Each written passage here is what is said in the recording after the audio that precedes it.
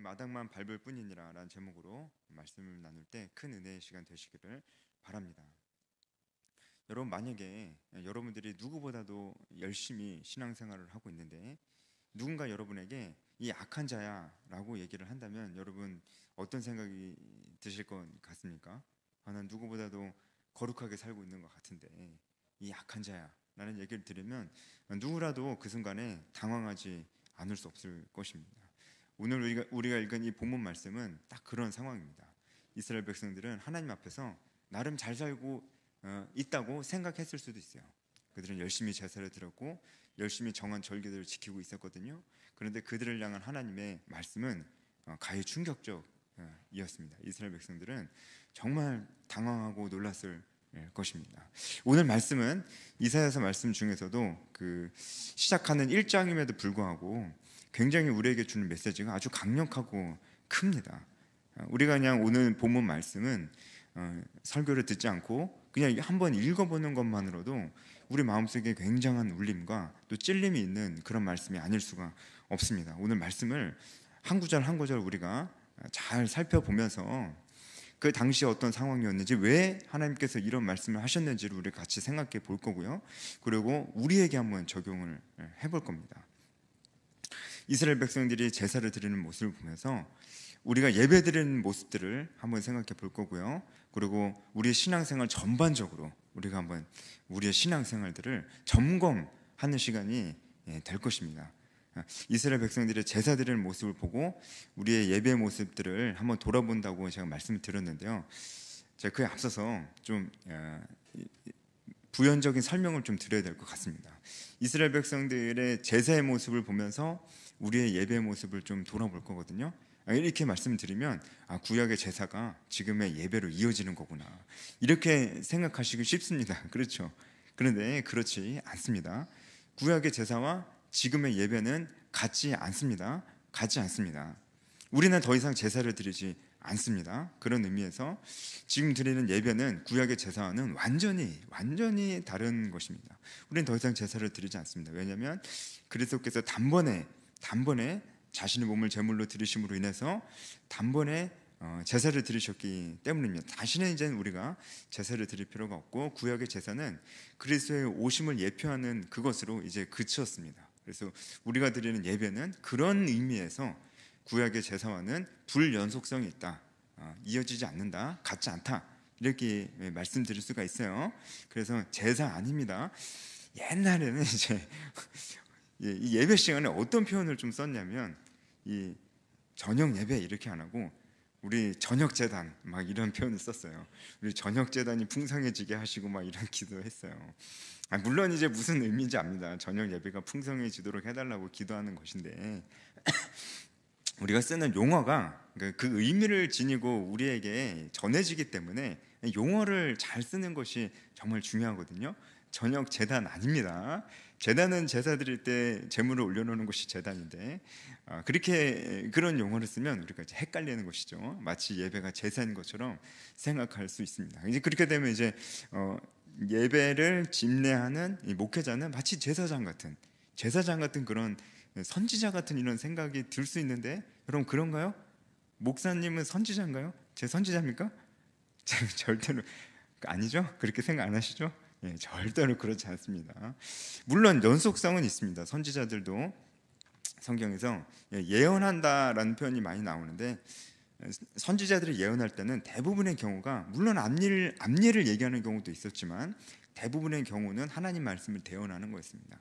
그런 의미에서 이제 목회자가 하는 일이 어느 정도 연속성은 있습니다. 하지만 구약의 선지자들은 하나님의 말씀을 직접 듣고 계시의 말씀을 듣고 대언했던 것과는 달리 지금의 우리 목회자 목사님들은 이제 하나님의 기록된 말씀을 가지고 이곳에서 선포하는 것입니다. 말씀이 중심이 되는 것에서 구약의 선지자들과 역할이 좀 다르다, 이렇게 말씀드릴 수 있어요. 어쨌든 핵심은 이제 구약의 제사의 모습을 보면서 우리의 예배의 모습을 돌아보긴 할 거예요. 지금까지는 구약의 제사와 지금 우리가 드리고 있는 예배에 같지 않은 점을 제가 말씀을 드렸는데, 이제 닮은 점을 하나 좀 말씀을 드릴게요. 연속성도 있습니다. 구약의 제사와 지금의 예배와 연속성도 있어요. 어떤 부분에 연속성이 있냐면, 구약의 제사도 정기적으로 드렸습니다. 우리 예배도 정기적으로 드리죠. 그런 부분에서 닮았습니다. 그리고 두 번째가 더 중요한데, 구약의 제사도 제사 드리는 사람의 마음이 제물보다 더 중요했을까요? 더 중요했습니다. 지금도 마찬가지입니다. 예배도 예배를 드리는 것 자체보다 예배를 드리는 사람의 마음이, 그 태도가, 중심이 더 중요할까요? 더 중요합니다. 오늘 말씀의 핵심 다 나왔습니다.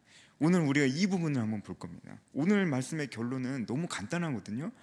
예배 드리는 우리의 마음이 예배를 드리는 행위 그 자체보다 훨씬 중요하다는 것이 오늘 말씀의 결론입니다. 이 결론을 먼저 내려놓고, 진짜 구약의 이스라엘 백성들은 어떤 모습으로 제사를 드렸고 하나님께서 그것을 보시면서 어떠셨는지를 우리가 자세히 살펴보면서 우리의 모습을 돌아보기를 원합니다. 자, 10절 말씀 우리가 오늘 한 구절 한 구절 좀 같이 읽어볼 거예요. 10절 말씀 같이 한번 읽어보겠습니다. 오늘 본문 말씀 10절 말씀입니다. 같이 읽겠습니다. 너희 소돔의 관원들아, 여호와의 말씀을 들을지어다. 너희 고모라의 백성아, 우리 하나님의 법에 귀를 기울일지어다. 아멘. 지금 이스라엘 백성에게 야, 너희 소돔의 관원아, 고모라의 백성아, 이렇게 말씀하고 계신 거예요. 소돔과 고모라 어딘지 아시죠? 굉장히 악한 도시였습니다. 이스라엘 백성들에게 이 악한 백성들아, 이 악한 백성들아, 이렇게 얘기를 하고 있는 거예요. 그러니까 이 얘기를 듣고 이스라엘 백성들이 굉장히 당황했을 겁니다. 왜냐하면 제가 앞서 말씀드렸듯이 이스라엘 백성들은 아마도 열심히 제사를 드렸던 것 같아요. 절기도 지키고 다 지켰던 것 같습니다. 그런데 하나님께서 그 이스라엘 백성들에게 야, 이 소돔과 고모라 같은 백성들아, 이렇게 얘기를 하시니까 많이 당황하고 정말 충격적이었을 것입니다. 하나님께서는 왜 제사도 잘 드리고 절기도 잘 지키는 이스라엘 백성들에게 이런 말씀을 하셨을까요? 우리가 11절 말씀을 같이 한번 읽어보겠습니다. 11절 말씀 같이 읽겠습니다. 여호와께서 말씀하시되 너희의 무수한 재물이 내게 무엇이 유익하뇨? 나는 순양의 번제와 살찐 짐승의 기름에 배불렀고 나는 수송아지나 어린 양이나 순염소의 피를 기뻐하지 아니하노라. 아멘. 이스라엘 백성들이 제사를 열심히 드렸을까요? 아마도 그럴 것입니다 라고 얘기할 수 있는 이유가 이 11절에 있습니다. 제물은 제물인데 어떤 제물이요? 무수한 제물이라고 나와 있죠. 그러니까 이스라엘 백성들이 제사는 열심히 드렸던 것 같아요. 제물도 열심히 갖고 오고, 여기 나온 짐승들을 보니까 순양도 있고 살찐 짐승도 있는 것 같고요, 어린 양도 있고 수송아지도 있고 순염소도 있는 것 같습니다. 여러분, 이런 제물들은 굉장히 값비싼 제물들이었습니다. 이 당시는 가축 그 자체가 재산이었어요. 그러니까 한 사람의 재산을 얘기할 때 지금 우리는 화폐로, 돈으로 얘기하지만 이 당시에는 가축으로 얘기했습니다. 그러니까 그 자체가 굉장히 큰 재산이었어요. 그런데 그 동물들을 다 가지고 왔다니까요. 굉장히 큰 헌신이죠. 지금 우리로 비교하자면 헌금을 많이 한 거죠. 그 재물을, 값비싼 재물들을 다 가지고 왔단 말이에요. 그런데 하나님께서 뭐라고 말씀하시냐면 그것을 기뻐하지 않는다, 이렇게 말씀을 하십니다. 제사를 많이 드려도 하나님께서는 그것을 기뻐하지 않으신다, 이렇게 말씀을 하십니다. 왜 그럴까요? 왜 하나님께서 기뻐하지 않으신 걸까요? 우리가 오늘 말씀 쭉 보면은 우리가 쉽게 알 수 있지만, 우리 여러분 이미 아시겠지만, 문제는 어디에 있었습니까? 제사를 많이 드리는 것에 문제가 있지는 않았어요. 당연하죠. 그것은 문제가 안 되죠. 그리고 살찐 짐승을 가져오는 건, 좋은 재물을 가져오는 건 문제가 됐습니까? 당연히 문제가 안 되죠. 그건 문제가 안 됐습니다. 그럼 뭐가 문제였습니까? 뭐가 문제길래 하나님께서 이스라엘 백성들에게 야, 그 내가 기쁘지가 않다, 이렇게 말씀하시는 걸까요? 뭐가 문제길래? 이스라엘 백성들의 마음과 중심이 문제였습니다. 제사를 드리러 오는 사람의 마음과 중심이 딴 데가 있었습니다. 이제 우리의 모습을 한번 생각해 봅시다. 제사와 예배가 어떤 것이 각고 다른지를 말씀드렸으니까요. 우리 예배드리는 자세, 우리의 마음, 우리의 중심이 얼마나 중요한지를 우리가 이 말씀을 보면서 알 수가 있는 거예요. 여러분, 예배를 드리는 횟수가 중요합니까? 더 중요합니까? 아니면 예배를 드리는 사람의 마음과 중심이 더 중요합니까? 저는 지금 예배를 많이 드릴 필요가 없다고 말씀드리는 게 절대로 아닙니다. 이제 가끔 보면은 듣고 싶은 것만 듣고 가시는 분들이 있더라고요. 듣고 싶은 대로 해석해서 가시는 분들이 있더라고요. 아닙니다. 예배 많이 드리는 거 좋죠. 제가 말씀드리는 것은 그것보다 더 중요한 것이 있지 않겠느냐라는 말씀입니다. 더 중요한 것이 있지 않겠냐 말씀입니다. 이사야서 말씀을 봤을 때 무엇인가 예배를 드리는 횟수보다 더 중요한 것이 있다는 것입니다. 그것이 무엇입니까? 바로 우리 마음이에요. 우리 중심이에요. 한 번의 예배를 드려도 얼마나 전심으로 예배를 드리느냐라는 것입니다. 얼마나 전심으로 예배를 드리는 있느냐라는 것입니다. 한 번의 예배를 전심으로 드리고 있느냐라는 겁니다. 전심으로 드리지 않고 그냥 와서 앉아있는 예배는 그 횟수가 아무리 많아도 의미가 있습니까? 의미가 없다고 말씀하시잖아요. 그 무수한 재물들이 내게 무슨 소용이 있느냐 이렇게 말씀을 하시잖아요. 우리가 우리 모습을 돌아봐야 될 것입니다. 한 번의 예배를 우리가 얼마나 집중해서 우리 마음을 다 쏟아가면서 드리고 있느냐라는 것이 이렇게 중요해요. 자, 이 말씀을 계속해서 오늘 반복해서 좀 볼 것입니다. 11절의 말씀 중에 또 한 가지 표현을 함께 보기를 원합니다. 11절 보면은 하나님께서 살찐 짐승의 기름에 배불렀고 순념수의 피를 기뻐하지 아니하노라 이렇게 말씀을 하시거든요. 기름과 피가 나옵니다. 이 기름과 피는 제사를 드릴 때 굉장히 거룩한 것으로 구별되어 드려졌던 것입니다.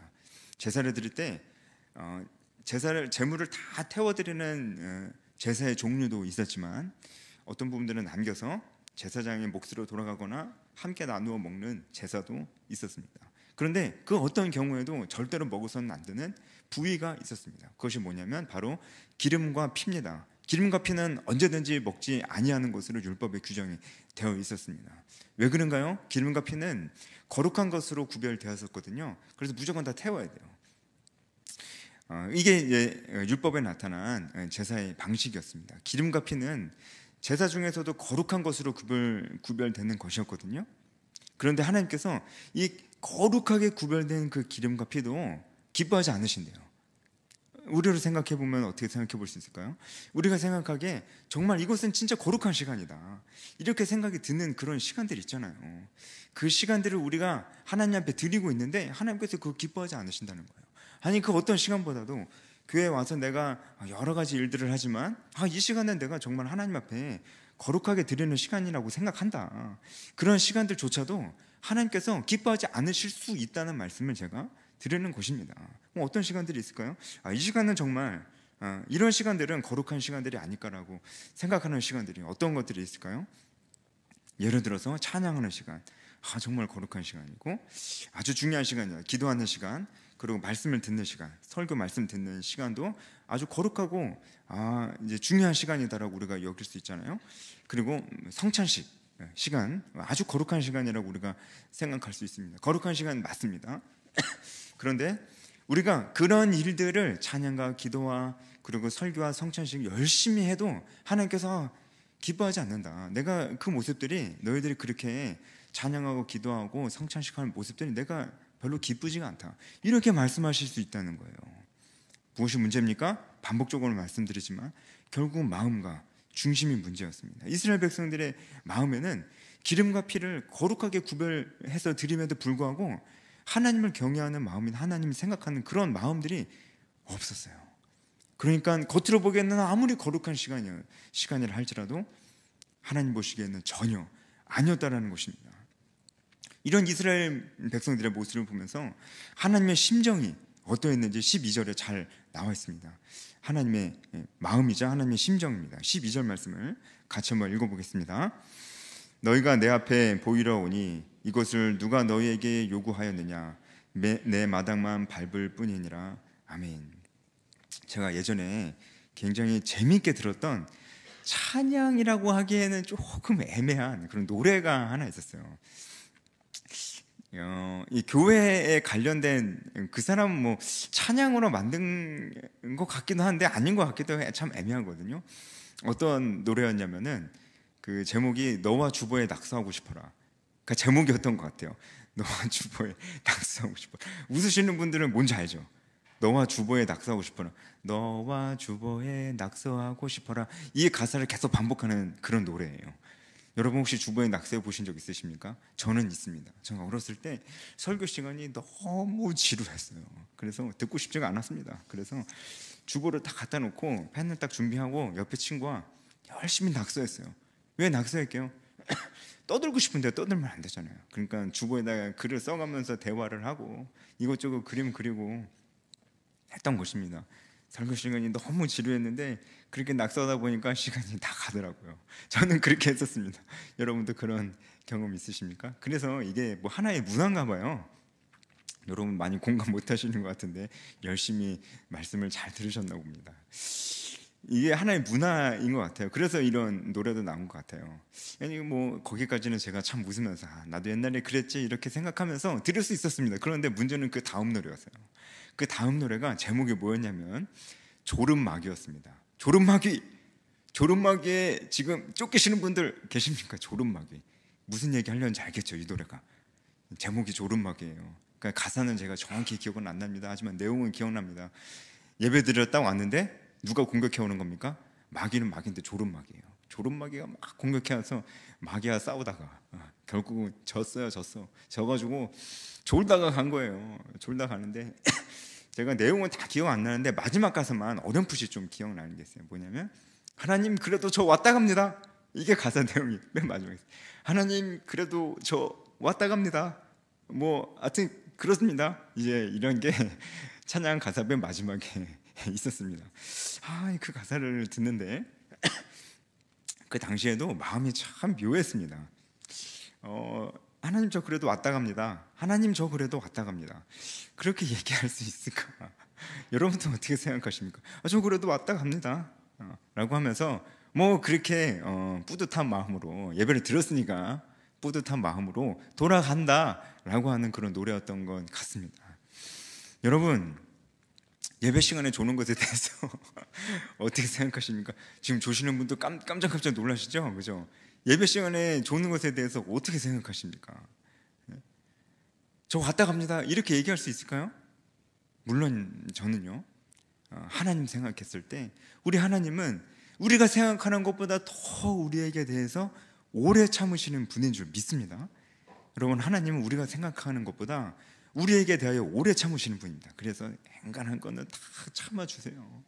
하나님은 자비와 긍휼이 넘치시는 분이기 때문에 그렇지 예배 시간에 조는 게 정상이어서 그 괜찮은 게 아니에요. 괜찮아서가 아니고 하나님께서 원래 하나님의 속성이 잘 참으시고 자비하시고 그럴 수 있지라고 생각해 주시기 때문에 그런 것입니다. 그럼 하나님이 그렇게 그럴 수 있지라고 하나님이 생각하셔야지 우리가 그럴 수 있지라고 하면 안 되죠. 우리가 그렇게 하면 안 되죠. 그렇죠? 그래도 가끔 졸 수도 있다 그렇게 생각합니다. 그런데 문제는 뭐겠어요? 가끔이 아니고 어떻습니까? 자주, 종종, 자주 굉장히 상습적으로 조는 분들이 있습니다. 제가 왜 이거 시계요? 지금부터는 그런 분들이 들으셔야 되거든요. 깨라고. 그런 분들이 지금도 졸고 있으면 이 얘기도 못 들어요. 그러면 안 되잖아요. 그래서 그냥 치는 겁니다. 상습적으로 조시는 분들이 있어요. 상습적으로 조는 거는 저는 그거는 문제가 있다고 생각을 합니다. 그건 정말 문제가 있습니다. 제가 정말 조심스럽게 말씀을 드리는 것이지만 이게 개인차가 있어요. 늘 그런 거 절대로 아닙니다. 그런데 제가 경험상 제가 이제 앞에서 이제 설교나 강의를 많이 하잖아요. 그러면은 누가 조는지 다 보입니다. 제가 보고 싶어서 보는 게 절대로 아니에요. 저도 보고 싶지 않아요. 눈 막 이렇게 뒤집어지는 거 저도 보고 싶지 않아요. 그리고 괜히 조시는 분 보면 저도요 갑자기 집중이 안 돼요. 그리고 좀 그렇습니다. 집중이 갑자기 안 되거든요. 근데 보여요. 왜냐면요 자꾸 자기를 봐달라고 자꾸 이러시잖아요. 그러니까 안 보려고 그래도 자꾸 보입니다. 그래서 볼 수밖에 없거든요. 보면은 상습적으로 조시는 분들이 있습니다. 여러분 그런 분들 옆에서 좀 깨워주세요. 옆에서 좀 깨워주세요. 육신이 연약한 마음은 원이로되 육신이 연약한 거잖아요. 그러니까 옆에서 좀 깨워주세요. 그런데 그런 분들 보면은 예배 시간에 너무나 상습적으로 조시는 분들은 삶에도 좀 문제가 있을 때가 있더라고요. 삶에도 좀 문제가 있어요. 크리스찬으로서의 모범적인 삶을 살지 못하는 것이죠. 그런 의미에서 삶 속에서, 일상의 삶 속에서 승리하는 삶을 못 사는 것이죠. 그런 분들을 제가 정말 어렵지 않게 봤습니다. 물론 여러분, 제가 조심스럽습니다. 늘 그런 건 아니에요. 제가 정죄하고자 하는 건 아닙니다. 하지만 문제는 있습니다. 그거는 맞는 것 같습니다. 상습적으로 주는 건 정말 문제가 있습니다. 무엇보다 하나님께서 그 사람을 어떻게 보실까요? 이렇게 말씀하시지 않으실까요? 너희가 내 마당만 밟는 거 아니냐, 이렇게 말씀하시는 거 아닐까요? 너희가 내 앞에 보이러 오는 거 아니냐, 너희가 내 앞에 보이러 오니 이곳을 누가 너희에게 요구하였느냐, 이렇게 말씀하시는 거 아닐까요? 하나님께서 이스라엘 백성들에게 제사 드리라고 얘기하셨어요. 그러니까 지금 이것을 누가 너희에게 요구하였느냐 이렇게 말씀하시는 것은 제사를 드리지 말라는 게 아니고요. 무슨 말씀인지 아시죠? 제사를 드리려면 정말 마음을 다해서 드려야 되는 것이다라는 것을 강조해서 말씀을 하시는 것입니다. 그런데 그렇게 하지 아니하고 너무나 상습적으로 계속적으로 그렇게 졸고 마음을 다해서 예배를 드리지 않고 딴 생각 계속하고, 그런 예배는 하나님께서 보실 때 어떠하느냐? 너희가 내 마당만 밟을 뿐이니라, 이렇게 말씀하시는 것입니다. 내 마당만 밟을 뿐이니라, 이 말씀은 두 가지 의미가 있습니다. 첫 번째는 우리가 다 금방 파악할 수 있듯이 그냥 교회 찍고 가는 거예요. 아까 제가 말씀드렸죠. 하나님 저 왔다 갑니다. 하여튼 기억해 주세요. 왔다 가요. 그래도 축도는 받아야지 하면서 왔다 갑니다. 그냥 이렇게 하는 분들, 교회 찍고 가시는 분들, 그냥 그걸 그렇게 쿨하게 얘기할 수 있겠냐는 거죠. 하나님은 그러신 것 같지는 않은데요. 이건 정말 심각하게 하나님 보시는 것 같은데, 그렇죠? 그런 의미에서 내 마당만 밟을 뿐이니라 라고 말씀하시는 겁니다. 예, 내 마당만 밟을 뿐이라는 의미가 두 번째 의미가 있는데, 그건 뭐냐면 여기서 마당은 성전의 마당을 의미합니다. 구약시대 때 제사는 성전의 마당에서 드려졌었거든요. 제물을 태우는 일을. 이 마당은 성전입니다. 밟는다는 것은 무엇이냐면 모욕을 준다라고 하는 뜻입니다. 모욕을 준다. 이 당시에 고대 근동 지방에서 전쟁을 할 때 이긴 쪽의 왕이 진 쪽의 왕의 목을 밟고 지나가는 그런 풍습이 있었어요. 굉장히 모욕적이죠. 그래서 밟는다는 거 하는 것은, 무엇인가 밟는다고 하는 것은 상대방에게 모욕을 주는 그런 행위였습니다. 그래서 하나님께서 내 마당만 밟을 뿐이라 이렇게 말씀하시는 것은, 너희가 그렇게 예배를 드리러 오면서 딴 생각만 하고 마음을 다해서 드리지도 않고 막 계속 졸고 계속 졸고, 이런 모습들이 내가 봤을 때 그것이 나에게 너무 모욕적이다. 나에게 너무 모욕적이다. 내가 너무, 내 마음이 너무 그렇다, 이렇게 말씀하시는 것입니다. 이스라엘 백성들의 모습을 더 자세히 우리가 살펴보기를 원합니다. 이제 제사뿐만이 아니고 또 다른 모습 속에서 이스라엘 백성들의 모습을 좀 보길 원합니다. 13절 말씀 같이 읽겠습니다. 13절 말씀도 같이 읽겠습니다. 헛된 재물을 다시 가져오지 말라. 분향은 내가 가증히 여기는 바요, 월삭과 안식일과 대회로 모이는 것도 그러하니 성회와 아울러 악을 행하는 것을 내가 견디지 못하겠노라. 아멘. 분향을 가증히 여긴다, 이렇게 말씀을 하십니다. 분향은 제사 드릴 때 피우는 향입니다. 분향단이라는 것이 아시죠? 분향단이라는 것이 성소 안에 있었어요. 그래서 항상 향을 피우게 돼 있었거든요. 제사의 필수 요소인데 그것마저도 하나님께서 가증히 여기신다 말씀하시는 거예요. 가증히 여기신다는 히브리어 표현은 토에바입니다. 토에바고, 그러니까 우리나라 말로 직역을 하자면은 토해버리고 싶다는 뜻입니다. 좀 비슷하죠? 가증히 여긴다, 이것은 너희가 분향하는 것을 봤을 때 내가 토하고 싶다, 역겹다, 이런 말씀이에요. 굉장히 강한 표현이죠. 성경에서 이 분향은 상당히 많은 곳에서 성도들의 기도로 묘사되는 경우가 아주 많습니다. 분향은 성도들의 기도로 묘사되는 경우가 많습니다. 그런 의미에서 우리가 이 부분을 좀 생각을 하자면, 기도를 열심히 하는데 그 모습 자체가 하나님 보시기에 문제가 있을 수 있습니까, 없습니까? 문제가 있는 기도 생활이 있을 수 있다는 거예요. 문제가 아주 있어서 어느 정도냐면 하나님 보시기에 가증한 기도 생활이 있을 수가 있다는 겁니다. 그냥 우리가 모든 형태의 기도를 한번 생각해 봅시다. 금식기도, 철학기도, 새벽기도, 릴레기도, 모든 형태의 기도들이 하나님 보시기에 가증한 기도가 될 수가 있다는 것입니다. 어떨 때 그렇게 될까요? 마찬가지로 우리의 마음과 중심으로 들어가지 않는 그런 기도입니다. 여러분, 기도할 때 정말 살아계신 하나님, 창조주 하나님, 주관자 하나님, 심판주 하나님에 대해서 묵상을 하면서 기도하십니까? 그런 기도 없이 그냥 간구하는 거에 이제 무엇인가 구할 게 많으신가 봐요. 간구하는 기도에 열심히 하시는 분이 계십니다. 제가 그런 기도도 나쁘다, 단지 제가 그렇게 말씀드린 건 아닙니다. 간구하는 기도 하나님께서 기뻐하십니다. 그런데 간구만 있는 기도는 뭔가 문제가 있을 수 있다는 말씀을 드리는 것입니다. 그것이 정말 기도입니까? 기도는 하나님과 인격적인 교제거든요. 여러분, 기도는 하나님과 인격적인 교제예요. 그런데 그냥 내가 간구할 것만 쏟아놓는 그런 시간들이, 아니 정말 상식적으로 생각해 보세요. 그것이 정말 하나님과 인격적인 교제냐고요. 기도는 인격적인 교제라는 명제 안에서 우리가 우리 기도 생활을 점검해야 됩니다. 정말로 그렇습니다. 우리의 마음과 중심이 빠진 기도는 또 어떤 기도 생활로 이어질 수 있냐면, 제가 이거는 분명한 것 같아요. 우리의 마음과 중심이 하나님께 집중되지 않는 기도에는 반드시 이런 현상이 나타난다고 해도 과언이 아닌 것 같습니다. 무엇이냐면 회개 기도가 없습니다. 네, 회개 기도가 없습니다. 기도할 때 회개 기도가 없어요. 여러분, 회개 기도 많이 하십니까? 생각보다 어려워요. 제일 쉬운 기도가 뭡니까? 간구요, 간구. 간구는 얼마나 쉬운 기도냐면 안 믿는 사람도 해요. 여러분, 안 믿는데 기도하는 사람 봤을 때 다 해요. 힘들면 막 여기저기 다 찾아, 하나님, 부처님, 성모 마리아 다 찾아가면서 그들도 기도합니다. 그들도 기도해요. 절에 가보세요. 기도해요. 예? 무슬림 모스크 가보세요. 기도해요. 다 기도합니다. 힘들 때 기도하는 거는 그렇게 어려운 일 같지는 않습니다. 힘들 때 기도하는 건 그렇게 어려운 일 같지는 않아요. 정말 어려운 기도가 뭔지 아십니까? 회개 기도예요. 하나님께 전심으로 드리지 않는 기도는 정말 이게 없습니다. 회개 기도가 없습니다. 여러분, 이 사실 아십니까?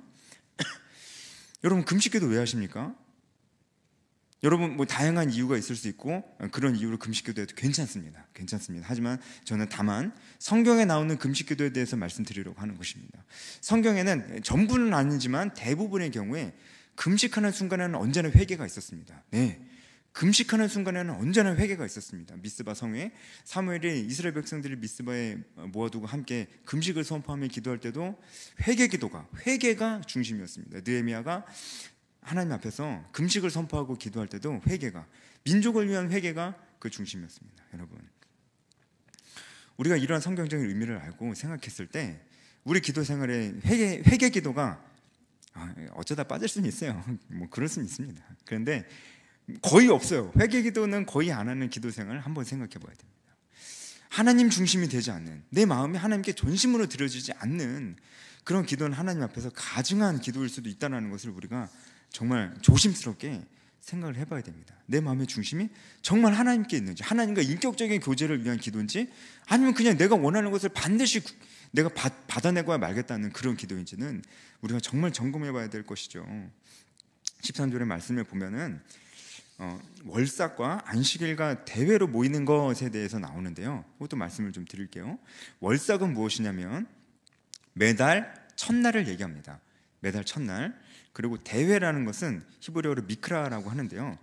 유월절, 안식일, 초막절 등이 여기에 속합니다. 그래서 성회죠. 성스러운 모임입니다. 이런 모임들을 이스라엘 백성들이 모였던 것 같아요. 그러니까 절기들을 이스라엘 백성들은 잘 지켰어요. 아주 특별한 날로 하나님께서 정해주신 그 절기들을 이스라엘 백성들은 잘했다니까요. 이스라엘 백성도 되게 열심히 했어요. 하여튼 예배도 안 빠지고 드리고요. 우리로 따지자면 특별한 날에도 열심히 모였습니다. 열심히 했어요. 그 신앙생활 열심히 하시네요, 이런 얘기 듣는 사람들이었어요. 그런데 이 사람들에 대한 하나님의 평가는 어땠냐고요? 전혀 아니었습니다. 전혀. 그러니까 충격적이죠. 여러분, 월삭과 대회와 성회로 정기적으로 모였습니다. 그런데 하나님께서 이스라엘 백성들에게 이렇게 말씀하시는 것이에요. 성회와 아울러 악을 행하는 것을 내가 견디지 못하겠노라, 이렇게 말씀하시는 겁니다. 우리에게 적용해 본다면 이 말씀 어떻게 적용해 볼 수 있을까요? 우리도 생각해 보면 우리가 1년 교회 스케줄 안에서 특별하게 모이는 때가 있습니까? 없습니까? 있잖아요. 그렇죠? 새생명 축제도 있을 것이고 수련회도 있습니다. 우리 청년들 이제 곧 수련회 가는데 수련회도 우리가 특별하게 모이는 그런 시간들이죠. 이런 시간들도 우리가 특별히 거룩하게 모이는 시간들이라고 볼 수가 있을 것입니다. 근데 그렇게 모이는 거 하나님 보시기에 견디지 못할 만큼 하나님이 너무나 괴롭다고 말씀을 하시는 것입니다. 왜 이런 일이 일어났을까요? 마찬가지예요. 마음과 중심을 들이지 않고 이렇게 막 모이는 거예요. 우리가 이렇게 모일 때 수련회나 새새벽 축제나 여러 가지 행사로 막 이렇게 모일 때 우리 마음이 온전히 들여지지 않을 수 있나요? 생각해보면 그럴 수 있는 것 같아요. 어떤 경우에 그런가요? 특별히 이런 뭐 특별한 무슨 행사로 특별한 목적을 가지고 우리가 모일 때는 제가 뭐 예를 들어서 새새벽 축제나 뭐 수련회 뭐 더 기억이 안 나는데 어쨌든 그런 모임들 있잖아요. 그런 모임들로 모일 때는 항상 일이 많이 생깁니다. 그렇죠? 일이 많이 생겨요. 그러다 보니까 이 일을 하시는 분들도 다 누구시냐면은 이제 중직자 분들, 그리고 우리 임원들, 리더들이 일을 많이 하게 됩니다. 아무래도 그렇죠. 근데 일을 하다 보면은 중요한 건 여기부터예요. 일을 하다 보면은 우리가 지금 왜 모이고 있는지, 이것이 진짜 어떤 마음으로 내가 지금 여기에 참석해야 되는지를 잊어버려요. 그냥 일만 해버려요. 그래서 시험에 들고 이 거룩한 목적에 대해서는 다 사라져버리는 거예요. 그렇게 모이는 모임들이 무슨 소용이 있냐라고 하시는 겁니다. 정말 어떨 때는 일이 많지 않아도 돼요. 많이 안 해도 돼요. 정말 한 번을 해도 우리 정말 마음을 다해서 우리가 모이는 것이 얼마나 중요한 것인가를 생각을 해보게 되는 것입니다. 이렇게 제사와 그리고 분향과 그리고 성회와 그 모든 면에 있어서 하나님께 그 마음을 드리지 않고 그저 마음은 없는 껍데기와 같은 그런 종교 행위를 하고 있는 이 이스라엘 백성들의 모습을 봤을 때 하나님 마음이 어떠셨을까요? 우리가 14절 15절 같이 한번 읽어보겠습니다. 14절 15절 읽겠습니다. 내 마음이 너희의 월삭과 정한 절개를 싫어하나니 그것이 내게 무거운 짐이라. 내가 지게 곤비하였느니라. 너희가 손을 펼 때 내가 내 눈을 너희에게서 가리고 너희가 많이 기도할지라도 내가 듣지 아니하리니 이는 너희의 손에 피가 가득함이라. 그것이 내게 무거운 짐이라. 내가 지게 곤비하였느니라. 이것이 하나님의 마음입니다. 여러분, 오늘 말씀은 정말 우리 마음을 돌아보는 것이 너무나 중요한 말씀인 것 같습니다. 어쩌면 우리가 예배를 드린다고 교회에 나와서, 어쩌면 우리가 신앙에 열심을 낸다고 열심히 모이면서 오히려 하나님의 마음을 어렵게 만들고 있는 것이 아닌지 생각해 볼 필요가 정말로 있다는 것이죠. 이것이 정말로 중요하다는 것이죠. 그렇다면 우리는 어떻게 해야 될까요? 우리가 16절 17절을 또 읽어보겠습니다. 16절부터 같이 읽겠습니다. 시작. 너희는 스스로 씻으며 스스로 깨끗하게 하여 내 목전에서 너희 악한 행실을 버리며 행악을 그치고 선행을 배우며 정의를 구하며 학대받는 자를 도와주며 고아를 위하여 신원하며 과부를 위하여 변호하라 하셨느니라. 아멘. 여러분, 이 말씀은 하나님께서 이스라엘 백성들의 제사를 받지 아니하는 그 이유가 마치 이스라엘 백성들이 선행을 하지 아니하여서 하나님께서 그들의 행위들을 가증하게 여기시는 것이 아닌가라는 생각을 하게 하는데요, 그렇지 않습니다. 이스라엘 백성들이 선행을 하지 않았기 때문에 하나님께서 지금까지 그 모습을 기뻐하지 아니하셨다라고 말씀하신 게 아니라는 거예요. 선행을 하지 않은 것이 원인이 아니라는 거죠. 지금까지 말씀드렸듯이 하나님이 늘 지적했던 것은 그들의 행위가 아니고 무엇이었습니까? 이스라엘 백성들의 마음 중심이었습니다. 마음 중심이 원인이었습니다. 그래서 우리가 16절 17절 말씀을 해석을 할 때도 스스로 깨끗하게 해라, 스스로 씻어라, 이 말씀을 행위적으로 해석하면 안 됩니다. 그러니까 선행을 해야 되겠다, 그러면 하나님께서 우리 예배를 기쁘게 받아줘, 이렇게 생각하시면 안 된다고요. 우리의 마음과 중심을 하나님께 온전히 해야 되겠다, 그렇다면 하나님께서 이 예배를 기쁘게 받아주시겠지라고 생각하는 게 맞습니다. 그런데 우리가 그렇게 전심으로 우리의 중심으로 예배를 드리고 마음을 다하여서 우리의 개인의 기도의 골방에 들어가고 마음을 다하여서 하나님의 말씀을 보면 우리의 삶의 열매로 그것이 이어진다는 말씀이에요. 우리의 삶이 바뀐다는 거예요. 선행이라는 삶의 열매로 맺혀진다는 거예요. 그런 의미에서 16절 17절의 선행을 해석을 해야 됩니다. 그래서 결국은 16절 17절도 하나님께서 우리에게 우리의 마음과 중심에 대해서 지적하고 있는 것이 맞습니다. 그래서 스스로 깨끗하게 해라, 우리의 말씀을 정결하게 해야 됩니다. 하나님 앞에서 예배드리러 올 때만 우리 마음을 하나님 앞에 전심으로 드리면 될까요? 그렇지 않습니다. 일상생활 속에서 우리는 하나님께 이 마음을 전심으로 드리는 예배와도 같은 삶을 우리가 일상에서 드려야 된다는 것이죠. 이 말씀을 마무리하면서 우리가 하나님 앞에 전심으로 신앙생활을 한다는 것이 어떤 것인지 한번 생각을 해봅시다. 마무리하면서 우리가 정리를 한번 해봅시다. 우리가 일주일에 한 번 예배를 드리잖아요. 이 예배를 단 한 번의 예배라도 전심으로 중심으로 드려야 합니다. 찬양할 때 어떤 생각하십니까? 찬양할 때 어떤 생각하십니까? 찬양할 때 딴 생각하는 경우가 많이 있습니다. 물론 저도 그럴 때 있어요. 어쩌다 그런 건 괜찮습니다. 하나님이 오래 참아 주시니까요. 근데 계속 딴 생각해요. 특히 우리는 어떨 때 딴 생각 많이 하나요? 찬양할 때 딴 생각하는데 어떤 찬양 부를 때 딴 생각 많이 하나요? 익숙한 찬양 부를 때 딴 생각 많이 합니다.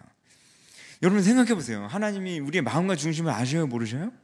아셔요. 우리의 마음과 중심을 아셔요. 우리 마음은 지금 딴 생각으로 가득해요. 근데 우리 입술은 어떻게 합니까? 우리 입술은 하나님을 찬양은 위대하신 주 찬양하고 거룩하다 하나님 찬양하는데 머릿속으로는 딴 생각 막혀요. 하나님 그걸 아신다고요. 모르는 우리가 그 사람 봤을 때는 야, 참 찬양 잘한다. 야, 열심히 찬양하네. 우리는 이렇게밖에 못 볼 테지만 하나님은 우리의 마음과 중심을 동시에 보신다고요. 그런 모습을 보실 때 하나님이 어떠실까요? 가끔가다 그럴 수 있다. 무슨 일 있나 보지. 이렇게 생각하시겠지만 늘 딴 생각합니다. 그럼 하나님이 뭐라고 생각하실까요? 이렇게 생각하지 않으실까요? 그냥 하지 마라. 이렇게 생각하지 않으실까요? 찬양을 차라리 안 하는 게 나아요. 안 하는 게 낫지. 입술로는 거룩하다 위대하신 주님만 사랑해요 이러면서 뭐 전혀 딴 생각하고 있는데요. 그것이 하나님 보시기에 어떨지를 우리가 생각하자는 거죠. 마음과 중심이 드려지는 예배가 어떤 것인지를 생각해 보자는 거죠. 기도 시간 때 누군가 앞에 나와서 목사님이나 집사님이나 권사님이나 장로님이 대표 기도하십니다. 함께 마음을 합해서 기도하는 시간이에요. 그런데 딴 생각합니다. 그 시간에 많이 주무시기도 하는 것 같아요. 저도 옛날에 많이 그랬습니다. 어쩌다 그럴 수 있습니다. 정말 어쩌다 그럴 수 있어요. 그런데 늘 그 시간에 딴 생각하면요, 이거는 문제가 있는 것이죠. 설교 시간에요. 설교 시간에는 이렇게 우리가 한번 생각해 볼 수 있을 것 같아요. 설교 시간에 이제 어떤 예화나 어떤 간증이나 어떤 재밌는 얘기만 기억하고 집에 돌아가요. 정작 설교 시간에는 하나님 말씀이 중심인데 하나님 말씀은 잘 생각이 안 나요. 그리고 설교를 메시지 시간에도 하나님 말씀을 막 해석해주고 설명해주고 이러면은 재미가 없어요. 집중이 잘 안 돼요. 그거는 뭐지 맨날 똑같은 소리 같은데 막 이러고 있다가 재밌는 얘기하면 눈이 갑자기 번쩍 떠지고 재밌네 이렇게 되는 겁니다. 여러분 이게 중심으로 드리는 예배인가요? 상식적으로 생각해 봤을 때 그렇지 않죠. 하나님 앞에 내가 내 중심을 드리고 싶다 그러면은 하나님 말씀을 읽을 때 정말 전심으로 읽게 되지 않을까요? 여러분 크리스천은요 위선 떠는 사람 아닙니다. 어떤 사람은 야 크리스천이니까 야 너 착한 척하지 마. 착한 척하는 사람이래요 크리스천이. 여러분 정말 우리 착한 척한 사람입니까? 아니에요. 여러분 크리스천은 오히려 굉장히 솔직한 사람입니다. 우리는 솔직하잖아요. 그래서 우리가 죄인임을 고백하잖아요. 솔직하니까 고백하는 거예요. 그러니까 이 예배 시간에도 솔직하게 하나님 앞에 나와야 됩니다. 솔직하게.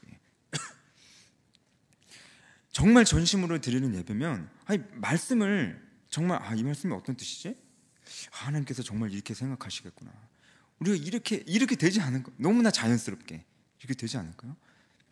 여러분 우리가 정말 자연스럽게 이 말씀이 정말 어떤 뜻이지 이런 생각을 하게 된다는 거예요. 전심으로 예배드리면 전심으로 말씀 보면 그런 생각을 하게 된다는 거예요. 그러면 어떡할까요? 이게 무슨 말씀이지? 알고 싶어요. 그러지 않을까요? 너무 자연스럽게 알고 싶으면 어떻게 하면 돼요? 알아가시면 되잖아요. 근데 생각보다 많이 안 알아가십니다. 너무 몰라요 성경을. 너무 모르니까 그럴 수 있죠. 뭐 저도 많이 몰랐으니까요. 근데 계속 모르는 거는 어떻게 봐야 될까요? 신앙생활 1, 2년 하는 것도 아니고 10년, 20년, 30년 하는데 계속 모르는 건 어떻게 봐야 될까요? 알고 싶지 않아서 모르는 게 아닐까요? 공부를 별로 안 하는 거예요. 공부를 하고 싶지 않은 내 마음 어떻게 봐야 될까요?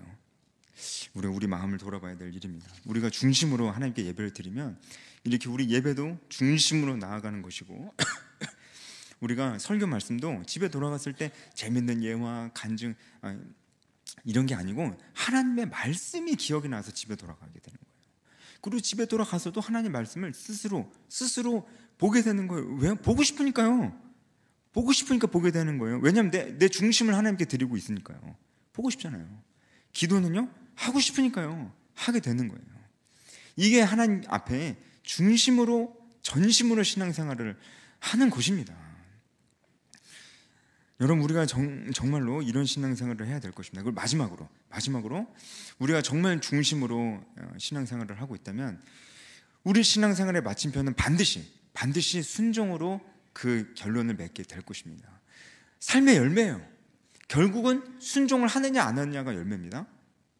하나님께서 우리에게 명령하신 것이 있습니다. 하나님께 우리에게 명령하신 건 딱 두 가지 있거든요. 성경에서 여러 가지 명령이 있지만 두 가지로 집약할 수 있어요. 첫 번째, 지상명령, 복음을 전해야 됩니다. 그리고 제자를 삼아야 됩니다. 반드시 해야 돼요. 다 해야 돼요. 명령이니까요. 두 번째는 문화 명령입니다. 하나님께서 우리에게 알려주신 도덕적, 윤리적 가치 기준들 우리가 먼저 그대로 살고 우리가 먼저 그렇게 살고 다른 사람들도 그렇게 살게끔 해야 됩니다. 그래서 우리가 지금 한국 지금 정세가 굉장히 어지럽잖아요. 우리가 한국을 위해서 기도하면서 하나님께서 우리에게 말씀해 주신 도덕적, 윤리적 가치 기준들이 이 땅에 서기를 지금 그 어느 때보다도 기도해야 될 때라는 것입니다. 정의, 자유 이런 것들이죠. 인간의 존엄성들 이런 것들이죠. 공의 이런 것들이죠. 이런 것들을 위해서 이런 것들이 이 한국 땅에 바로 서기를 열심히 기도하고 우리가 국제 정세에도 한국의 정치적인 상황에도 관심을 갖는 것이 우리 크리스찬들이 해야 될 일입니다. 이런 의미에서 우리가 정치에 대해서 관심을 갖고 하는 것입니다. 그래서 안 믿는 사람하고는 이런 의미에서는 다른 것입니다. 우리는 하나님 명령에 순종하는 의미에서 그렇게 하는 것입니다. 그래서 우리 삶의 열매를 그렇게 맺어 가는 것입니다. 그렇게 전심으로 하나님 앞에 예배드리고 삶 속에서도 전심으로 신앙생활하는 저와 여러분이 다 되었으면 좋겠습니다. 기도하겠습니다.